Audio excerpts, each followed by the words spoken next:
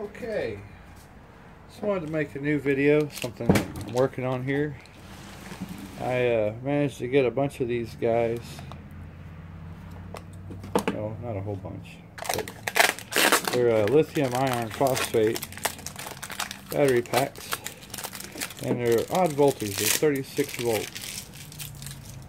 So I need to break them down into something that I can use, like maybe 12 volt or 24 volt. It's pretty good. It comes with short circuit protection right here, and also the balancing system, so that's handy. But 36 volts, can't use it, so I'm gonna break it down. My trusty little separating tool here. First thing will be to take off this outer wrapper. You need to be very careful doing this so you don't accidentally poke through. Not too worried about these because they have this fiberglass underneath. But try not to cut the balance leads if I can help it. Yeah, if I can help it. There we go. There it is. Okay.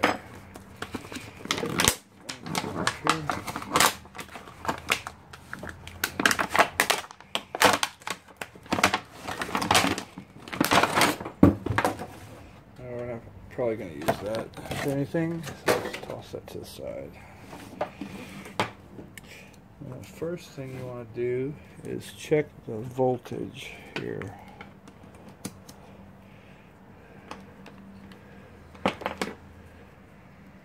Now these are the pouch cells, which a lot of people don't prefer, but if you get them at the right price, you know, it's all good. So let's see what voltage we have. If I can get a contact there, probably not yet. Open this up just a hair.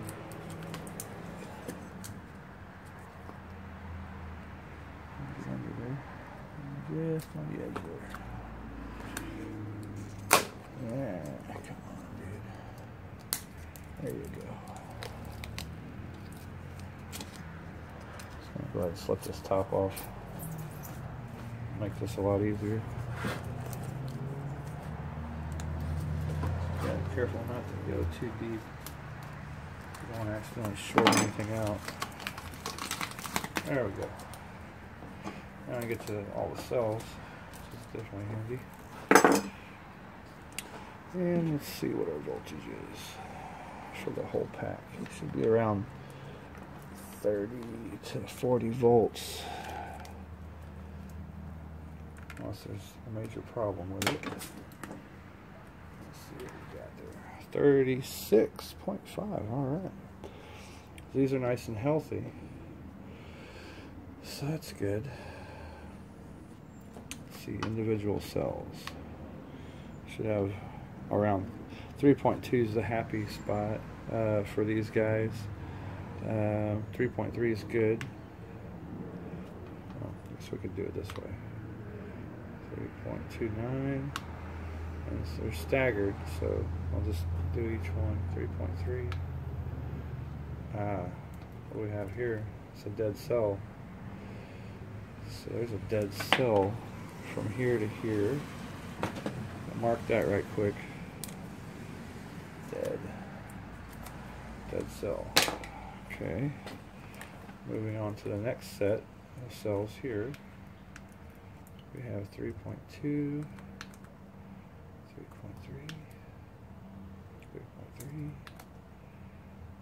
3.3, very good. The rest of these look great so far. And that's all the rest of them. So we have this battery quit functioning because of this cell. This one cell is dead. So I can get 3 cells out of this side, cut that out, and then I've got 1, 2, 3, 4, 5, 6, 7, 8 cells over here. So I've got a 24 volt battery out of this. All I gotta do is cut it right here. Which I need to open it up, finish, cut this stuff off because it's not going to be useful to me.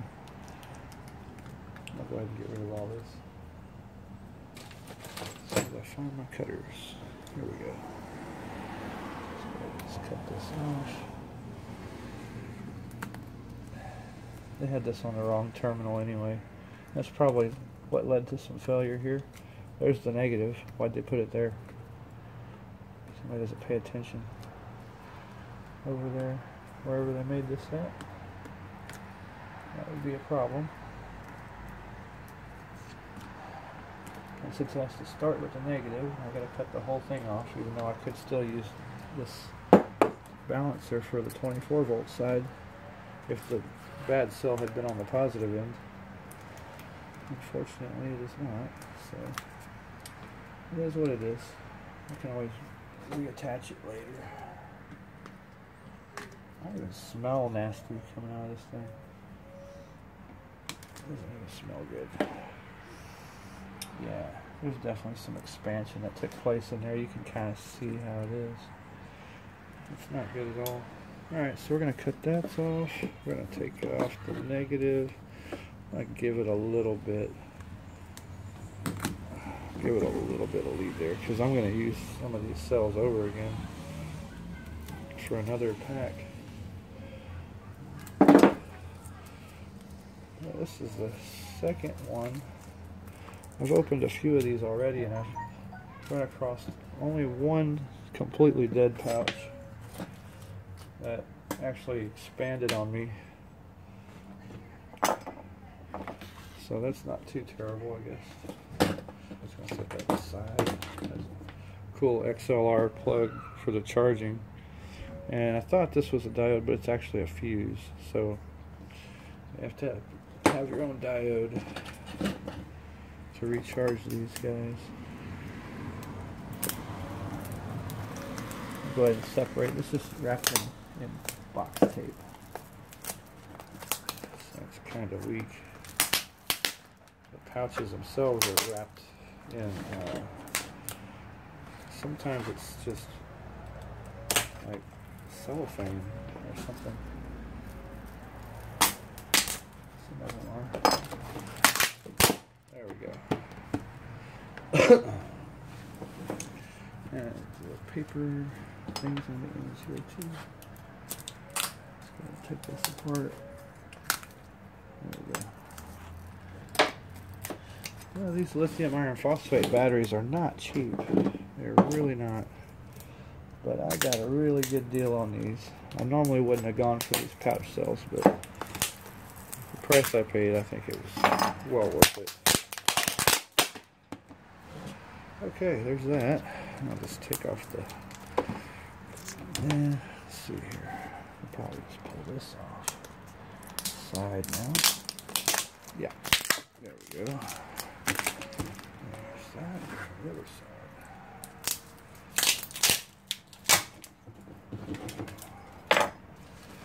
Pull the bottom off.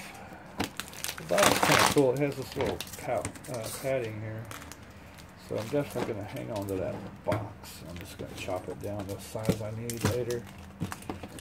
So this will be cut down to fit what I have left whenever I get to it. The top. Keep all that together. The side here. Okay, so what we're looking at is actually, if you notice, there are 4 pouches per individual cell. So there's 4, 8, 12 good ones. And I've got 4 that are in a set of that's not charging, which means 1 pouch out of that 4 is probably bad. But we will find out. I gotta get the saran wrap off. I gotta make sure I separate it.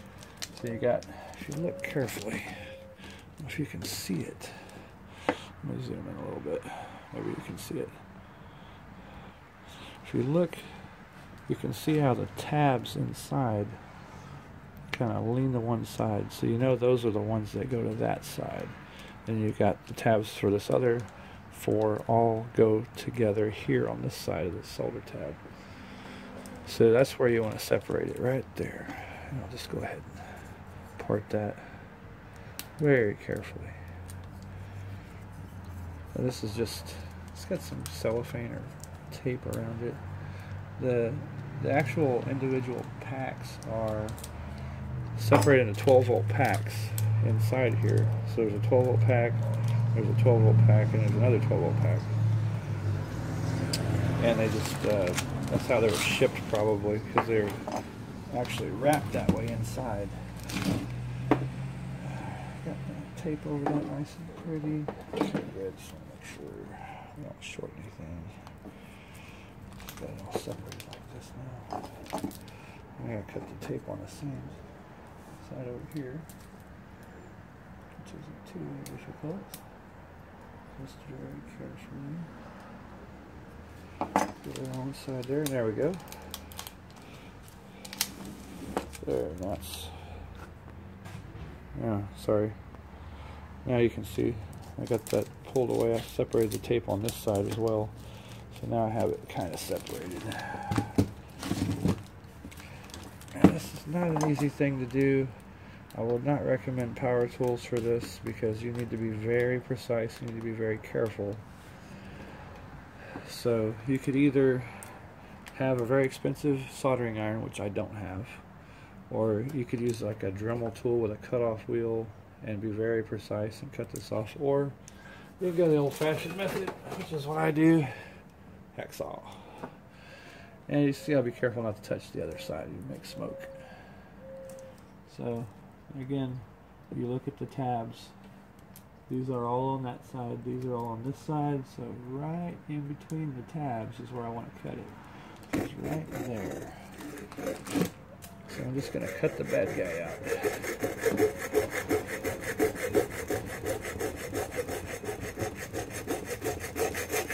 It's just a lot of material there.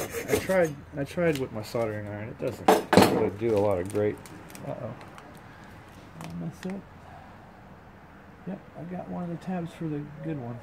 It's funny, it's the first time I've done that, and I've separated probably 6 of these things already.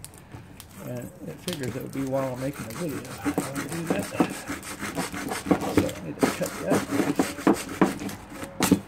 In case that happens, it's good for you guys. Y'all saw what just happened. So that needs to be reattached. Actually, I have to resolder that into here.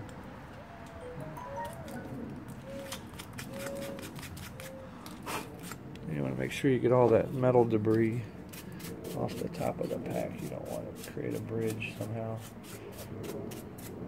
It wouldn't last long, even if it did. It's put out about 100 amps, maybe more. Hard to tell because it's all in Chinese, so yeah, I don't know. But there's the 12-volt unit with the bad cell in it, and I have me a 24-volt unit right here. I need to solder that on right quick. I'm going to plug that in.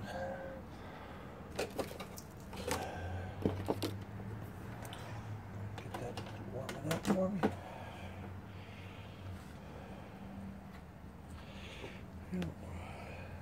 What a bummer. Wish I had missed that. Anyway, so I'm just going to push that down a little bit.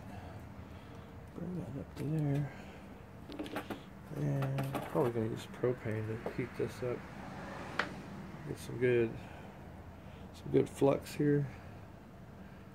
Make sure I get a good clean solder joint. That's going to be super important considering how much these things put out. Alright, there we go.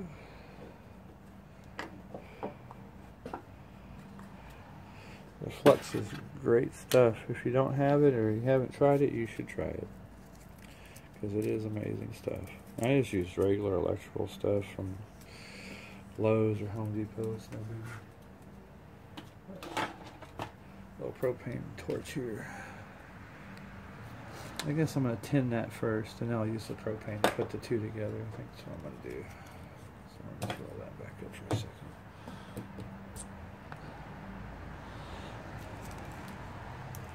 Yep, that sounds like a better idea. I'll tin my soldering iron. quick. Well, whenever it gets ready.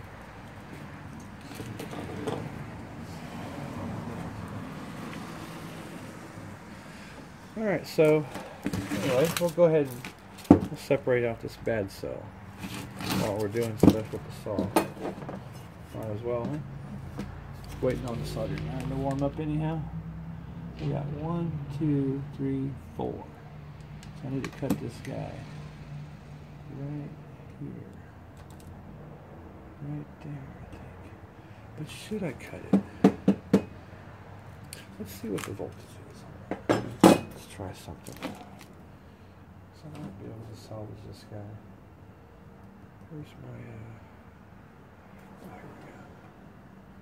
These guys here. Let's try something. See what we come up with. So this is negative, positive, negative, positive, negative, positive, negative, positive. So this would be the positive. And this would be the negative for the pack. Alright. And what do we have? Go ahead and get this other meter going. Make this easy. Okay, there's that, and this. Alright, so that's 10 volts. That's about consistent because this is dead. So we'll go to the cell, the individual cell. What's our voltage there? 0. Well, let's fix that. Let's put some power in there and see how it reacts. My awesome little power supply that I made a while back. Got unlimited USB just about, and a 12 volt socket. But more importantly, I've got all my voltages here on top. And let's see, I need a way to charge. I need to make this into a charger.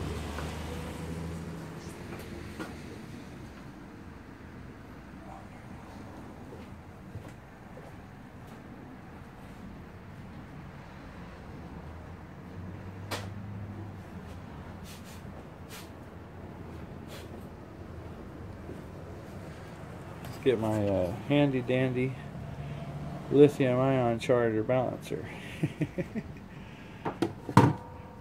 It's not fancy, but it works.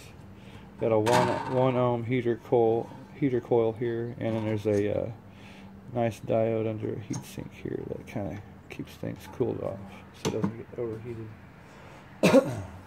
Alright, so let's get some alligator clips here. We'll do 5 volts to the input there from that guy, and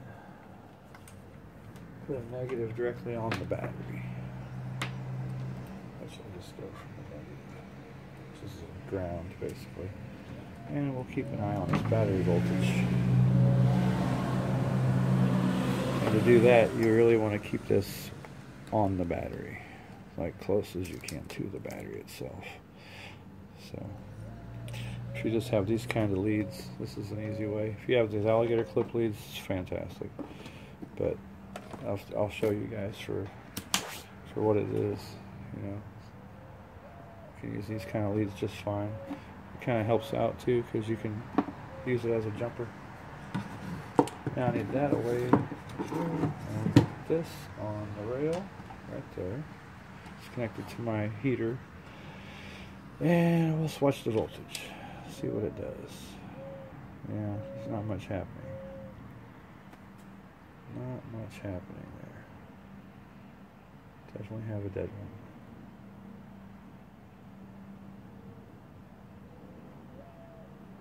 one. Alright, there's half a volt. Turn it off. Drops off immediately. So we have a shorted cell. Not a complete loss though. Yeah, it's going down quick. Okay, so that's cool. So what we need to do is we'll open this guy and let these guys breathe in here. This is the precarious part because these things are sealed from the manufacturer and it's kind of tight. It's shrink wrap along with tape. Both. kind of hard to get. I'm just going to do it this way. There we go. It's a little safer for the pouches. Oh, almost got it. And there's the bottom. There we go. Okay, now I've got that loose. Now it's fully exposed. Anything can poke a hole in that. Very, very careful. But more importantly, now these guys can breathe. And if one of them starts to fluff up, we'll know right away. So, negative, positive, negative, positive, negative, positive, negative, positive. Right here is where this goes. Right? Negative goes to that cell negative. Right there. We got 0.45. Alright, so we're going to turn this back on. Let's watch it climb back up. Shouldn't take us long since I just hit it with a half a volt. Should get back to there quickly. Yep. And it does. We'll give it a 1.5 volts, 2 volts, maybe, if it'll allow it. This is not getting warm at all. That's getting warm. Yeah, it's pulling some current. It's kind of scared me. It's not that hot, but it is pulling some current. This is limiting the current. So we're at 580. And of course, I love using these things because they are short circuit protected, over current protected, all kinds of good stuff. It's great. So if anything really goes catastrophic with this, that's going to shut off. Because this 1 ohm resistor is not going to slow it down if it dead shorts.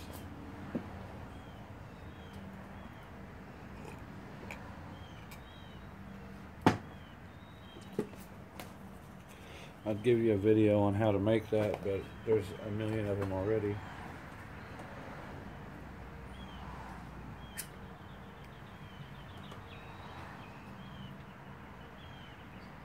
Alright, we're at, where are we at? There's those 4 pouches. So far, no off-gassing that I can detect. It's not fluffing up so far. That's getting plenty warm. Yeah, maybe still touching it directly. I'll just put my hand over it next time.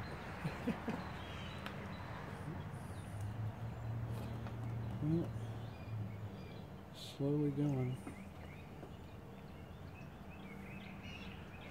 I guess now would be a good time to talk about something else. Another thing I'm working on.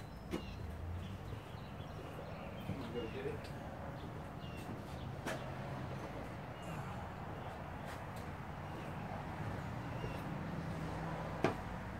So my plan for these guys is this. These are those nice little ammo cans that you can get from Walmart for $6. And so I'm hooking these up with LED lights, and that inside that you see is an ultra capacitor pack, just to kind of help offset any major loads whenever they first kick on. Definitely makes it a lot handier. But, and also a cigarette lighter here. It's a 12 volt little socket that I put in. And then all this is sealed in with marine deck sealant for boat decks. It's pretty good. Light is really bright. I calculated out, it's a 300 milliamp draw. And with this kind of battery, that's going to last a really, really long time if you only use it at night. And I have a secondary switch also. It has 2 positions. One's for the light, off is in the middle, and then another switch, and that's going to be to power up a small inverter probably. But these things are great because they're watertight. You know, they got a nice gasket in the lid. It's kind of ugly inside this one right now because I'm not done with it. I just put in a small, I think it's a 9 amp hour motorcycle lithium iron phosphate battery. So it's not really that great, but it does the job. It's a lot of ballasting for that LED light. It's kind of dangling in here right now because I don't know exactly what to do with it yet. I haven't got the right batteries in it yet. But all that's going to be fastened tight to the side eventually. Of course, you got to have a fuse, some kind of protection. I happen to have a whole lot of these fuses, so that's why I chose that format. I normally would have used an automotive fuse, but these work pretty good too. It's a 10 amp slow blow. So anyhow, be for a very small inverter, like a 300 watt max probably. I can always change that fuse to a 20 amp. This battery is capable of starting a motorcycle, so you shouldn't have any trouble running one of those, especially with the soft start that I'm going to give it with the ultra capacitor pack. But anyway, that's something I'm working on. I'm going to be building a bunch of these. These are going to end up being probably 20 amp hour boxes, and I'm probably going to put posts in the tabs here and in the feet on the bottom. I'm going to put sockets, and they're not going to be very tall. They're going to sit, you know, with the profile here, but that'll let you stack them, and then so they'll be in parallel.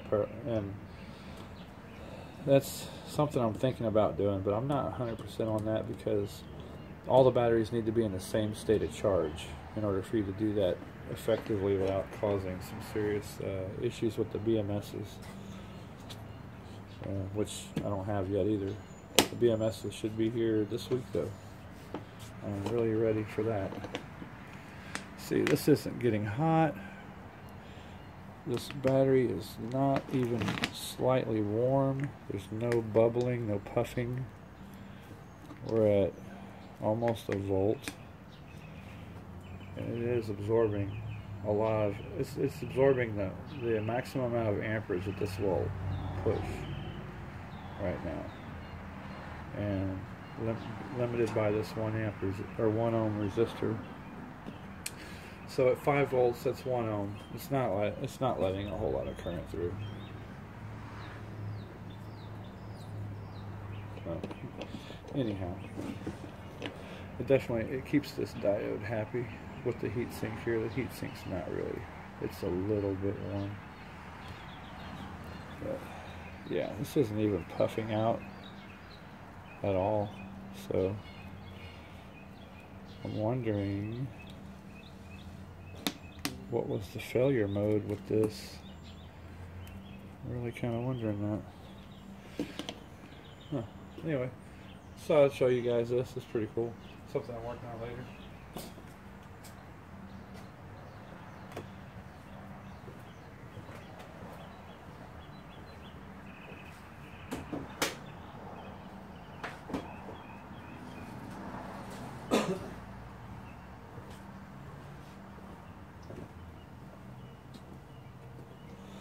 Alright, nearly a volt. Cool. Meanwhile, I'm pretty sure my soldering iron is warmed up, so I'm just going to scoot this over to the side. And we'll kind of keep an eye on it. Scoot this over here a little bit. And let's pull this guy back into the picture. Alright, there we are. Now what I want to do is get that tab to lay over all the way that way, if possible. Get some needle nose pliers. Here we go. Just kind of twist that over that way. Yeah, that's going to work. Carefully, without touching the other side. There we go. Now it's nice and laid up against it. Perfect. And that's going to be end up our negative terminal.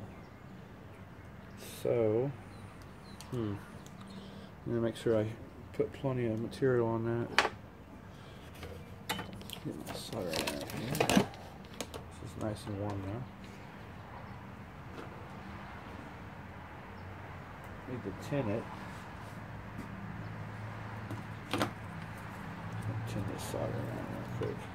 I just brushed it with the wire brush to kind of clean it up, so it's not super happy right now. There we go. Alright. keep that up. Keep that going with the, oh, sticking there. Yeah, this thing's really difficult because it absorbs all the heat out of my soldering iron very quickly. Very, very quickly. And I don't want a lot of heat going into this pouch. So I kind of gotta stimmy that heat coming into the pouch because we really don't want that getting hot. So these soldering irons aren't really the best for this type of shit because you need a lot more heat so that it melts it faster and gets it done and over with. And there we go. This will get it much quicker. Just gotta get it heated up right there in that local spot. And it's really difficult still. I want to beef it up, mainly. And even using these things, it's not easy. You could use a propane, possibly, but this is probably the best. Trying to build that up, and it's not doing a great job. It's really not. I'm going to heat that up really good. You know what? Let me flux it again. Let's put some flux on it. There we go. Oh, lost a piece of the brush there. Let's flux it really good. I don't have to clean all this stuff up later. The flux is actually acidic. There we go. Now it'll melt possibly. Hopefully. Oh, well, so much for that. Ran out of juice. Adventures and battery building. Alright, so we'll just build this up as best as we can here. Get this all kind of put together. Kind of heated it up already, so there we go. Now we're getting somewhere. A lot of solder there already. I just gotta blend it. There we go. Blend it nice and tight in there. That's pretty good. So we'll get a little more. This one spot.